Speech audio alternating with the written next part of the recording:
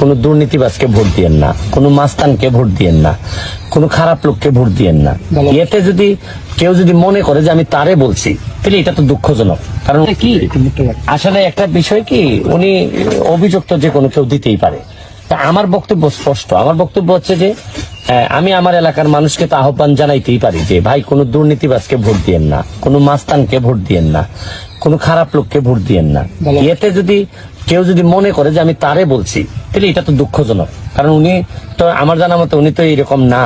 তারপরে যদি মনে করেন আমি দুর্নীতিবাজ বললে, মাস্তান বললে, এগুলা বললে যদি উনার উপর চলে যায় বিষয়টা, তাহলে তো আমার জন্য খুবই দুঃখজনক। তো দুঃখজনক হলে তো আমার কিছু করার নাই, আমি তো এই এলাকার এমপি। সুতরাং ভালো মানুষ যেন নেতা হইতে পারে, ভালো মানুষ যেন কাজ করতে পারে। ভালো মানুষ তো আমি বলি না যে অমুকরে বানান, আমার কথা হলো যে ভালো মানুষরা, দুর্নীতিবাজ মুক্ত মানুষরা, এই ধরনের মানুষ নেতা হইলে হয় কি দেশটা আগাবে। বঙ্গবন্ধু সোনার বাংলা বানানোর জন্য তো সোনার মানুষ দরকার, শুধু এমনি এমনি হইলেই তো হবে না। এখন ধরেন আমি নিজের সৎ দাবি করি করে আমি ঢাকা গিয়ে বসে থাকলাম, তারপর মনে করলাম যে আচ্ছা যা ইচ্ছা হোক, যে যেভাবে পারে নেতা হোক, আমার কি আসে যায়।